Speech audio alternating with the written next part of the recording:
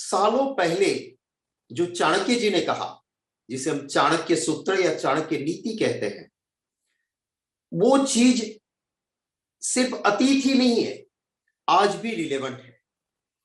और उन्होंने उस वक्त पे कहा था कि जो भी शासक है वो शासक बाहुबल से, वो शासक जज्बे से, वो शासक हिम्मत से मजबूत होना चाहिए।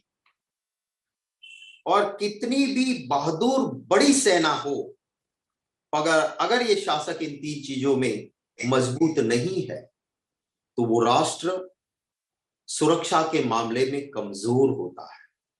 चाणक्य जी ने यह भी कहा कि शासक का पहला धर्म है कि अपने राष्ट्र की जो भी सीमाएं हैं, अपने राष्ट्र की संपत्ति और अपनी सीमाएं, उसकी सुरक्षा करना और अपने राष्ट्र के नागरिकों की पूरी तरह से सुरक्षा, वो किसी भी शासक का पहला धर्म होता है। और अगर वो बाहुबल, मनोबल या जज्बे से कमजोर है तो मजबूत सेना का धनी भी राष्ट्र ना अपनी सीमाएं सुरक्षित रख पाता है, ना अपने सिटीजन्स, ना अपने नागरिक को सुरक्षित रख सकता है। और ऐसे शासक को शासन में बने रहने का अधिकार नहीं है। अगर वो बना रहता है तो राष्ट्र का उसमें नुकसान ही होता है।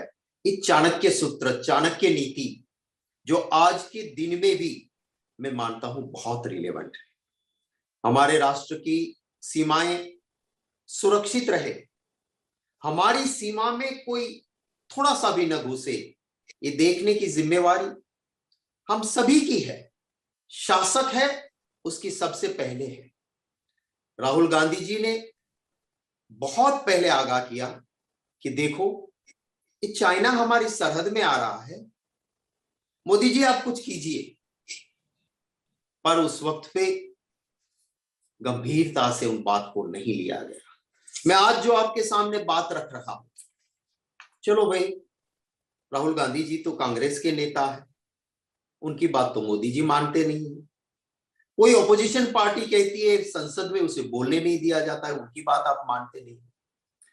पर आपका एक प्रदेश का अध्यक्ष, अरुणाचल प्रदेश का अध्यक्ष जो है, आपकी आज की जो राष्ट्रीय कार्यकारिणी है भाजपा में, जिसको सबसे मजबूत डिसीजन मेकिंग कमिटी माना जाता है, उस कमिटी का जो सदस्य है और भाजपा का एक सीनियर मेंबर ऑफ पार्लियामेंट है, अरे वो मोदी जी, उसकी बात पे तो आप विश्वास करोगे ही ना। मैं उस सांसद को, तापिर गाओ जी को भी बधाई देता हूं, क्योंकि मैं गुजरात से आता हूं।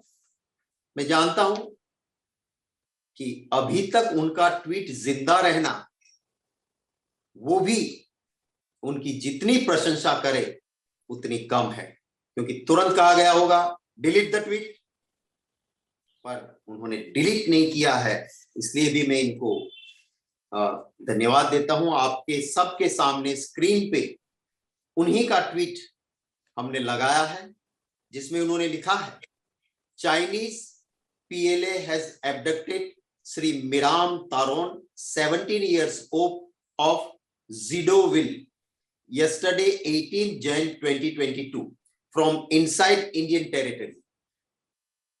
Longta Joy area, China built 4 kilometers road inside India in 2018 under Seungla area, Bishing village of Upper Siang district, Arunachal Pradesh.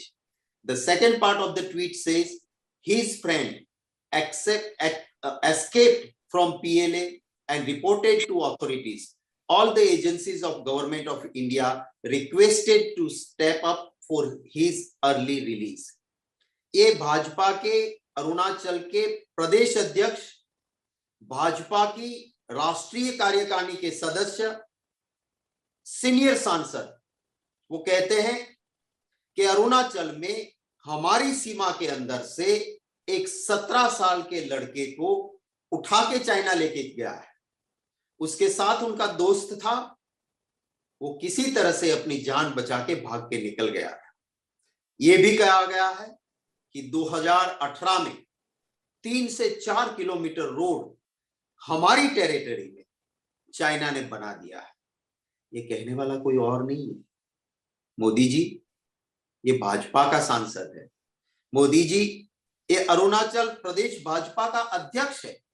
Modi ji ये राष्ट्रीय कार्यकारिणी का सदस्य है। आप क्या आप इसकी भी अनदेखी करोगे? अगर आप ये करते हो तो जो चाणक्य जी ने कहा था कि जब बलवान सेना होते हुए भी देश का शासक जिसमें ना हिम्मत हो ना जज्बा हो, वो राष्ट्र दिक्कत में आता है। उनके नागरिक, उनकी सीमाएं, यहां हमारे नागरिक को उठा के ले जाते हैं, हमारी सीमा के अंदर रोड बनती है, वो घुस जाते हैं और आप इसके ऊपर चुप क्यों हो? आपका ट्विटर तो कपालभाति की तरह बोलता है। आप भीड़ इकट्ठी नहीं कर पाते हो, ऐसा माहौल आता है तो आप हर रोज 2-3 भाषण लाइव घंटों तक लोगों को सुनाते रहते हो। आइए ना, चाइना पे भी कुछ बोलिए। मैं बड़ी गंभीरता के साथ कहना चाहता हूं और मेरे पत्रकार साथियों को भी कहता हूं कि आप इसे गंभीरता से लें।